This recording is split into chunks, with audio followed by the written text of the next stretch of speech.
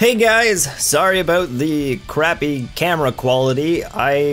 Someone decided to borrow my camera without asking permission, so I will be getting it back, but I'm stuck with this for now, so sorry about the quality once again. So today I wanted to talk about Dragon Ball Z Super. I mentioned this before, super excited about it, and we finally get to see it. The first episode was released in Japanese. It hasn't been dubbed yet. It'll probably be a long time before it's dubbed, but I want to watch it, so I watched it subbed.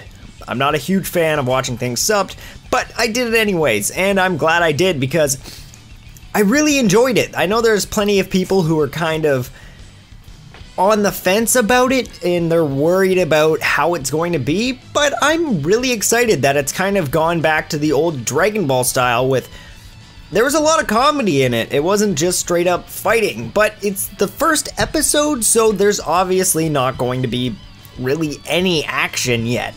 It's not something you would expect from the first episode. I won't expect any action scenes maybe like for 5 episodes before we get like even really anything. I'd be surprised if we get any kind of action going until like 5 episodes in. We got plot to work in. This episode's kind of like recap, and we got a lot of stuff to like go through.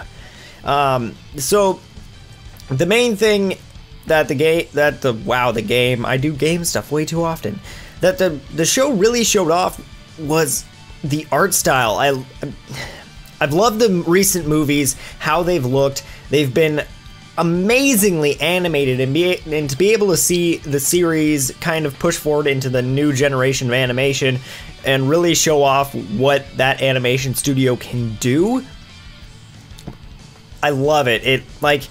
Dragon Ball Kai was great, but it didn't really hit me, and the movies were always, I felt like they were better than Kai, and Dragon Ball S seems to have a little bit more animation to it, and just it looks better to me than Kai did. Now, the thing is, a lot of the characters just seem a lot different. Hercule, he's gotten a lot skinnier, and he definitely looks older. You can kind of see in his neck, he's really veiny in his neck. I don't know, I like the designs, and it's different. So it's kind of weird to watch as someone who's watched like the whole series multiple times.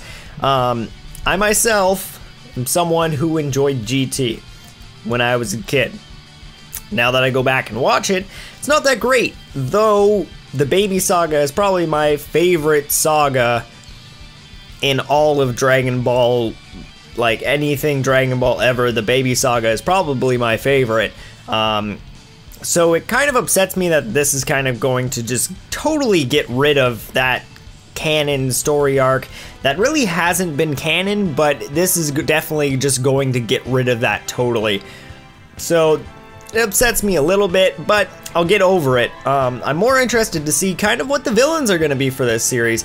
There's not really much that I can say and bring up to, but there's definitely a lot that I'm going to want to talk about. I'll probably be doing more of these every once in a while whenever a new episode comes out. I don't know if I'll do it for every episode, but it's definitely something I want to talk about.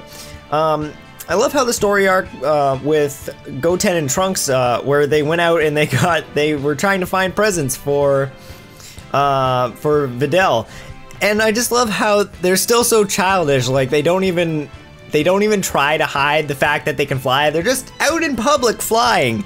They still haven't learned, and I find it hilarious that the characters are so well written, those two, and I love always seeing their interactions, whether it be when they're fighting or when they're fusing into Gotenks and they're just having a good time, or they're just out trying to find a birthday present. So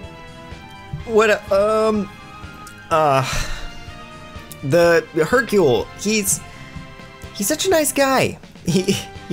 When he was first like the most douchiest character ever, but he's really grown into like a character that you can love. And the fact that he just kind of straight up gave Goku the 100 million Zenny, that just really shows how much Hercule's grown as a character. And I'm interested to see what they do with the 100 million Zenny. Like, will they get a new house? Will they move? Because they've been in that house forever. Or will they just straight up use it for teachers for Gotenks? Feel sorry for Gotenks. But besides that, there wasn't really too much with the story. We had a little bit of Beerus. Am I pronouncing that right? Beerus? Beerus? Whatever. We had a little bit with him. He blew up half a planet because he didn't like the Jello, but that's something that he does and we already know that. The intro had like a fat Beerus. I don't know what that is or who that is. There's probably already information on that. I know the Dragon Ball fans are crazy and they already probably know like the whole first like... They probably already know everything that's happening in the first story arc. But I don't want it to be spoiled like that. So I'm just not going to... look into it. But I'm interested in seeing like what the fat Beerus is gonna be, and at the ending when they say, oh, another planet's disappeared, were they talking about when Beerus destroyed half of the planet, or is there some like crazy force out there just destroying planets? So that is another thing that I really want to see what the villains are going to look like. The villains in Dragon Ball Z were always really well designed, so I'm hoping the villains in Super will be just as well designed. And speaking of that, I still need to watch the Frieza movie. It has come out subbed and I have not watched it yet, so before you post in the comments on it, I haven't watched it yet. So I will get on that as soon as possible, and maybe I'll make a video on it. We'll see. But till then, that's really about it. I guess when the next episode comes out, maybe I'll do a little thing on it. Let me know if you'd be interested in that. Till then, I'll see you guys in the next episode.